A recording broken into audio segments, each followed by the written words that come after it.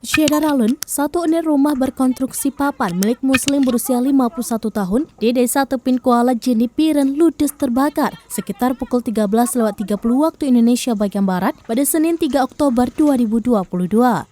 Saat musibah terjadi, Muslim maupun istrinya Afnita bin Abdullah berusia 41 tahun sedang tidak berada di rumah, kecuali seorang anaknya yang baru pulang sekolah. Informasi diperoleh seraminews.com menyebutkan saat kejadian, anaknya bernama Aidi Saputra mendengar letusan kecil dari jaringan listrik yang mengeluarkan api.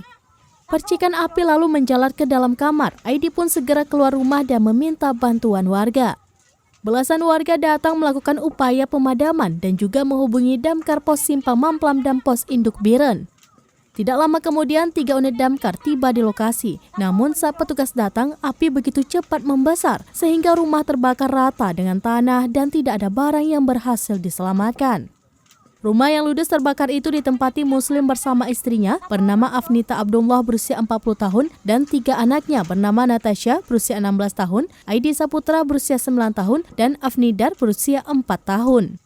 Sementara satu unit rumah lainnya yang terkena imbas terbakar bagian atap milik Rudi Hasan berusia 54 tahun ditempati bersama istri bernama Salbijah berusia 44 tahun, anaknya Zariah berusia 23 tahun, Ulfa berusia 16 tahun, Mafzatun berusia 6 tahun, dan Zai Maulana berusia 1 tahun. Dari Biren, Yusmanin Idris, Serambi On TV.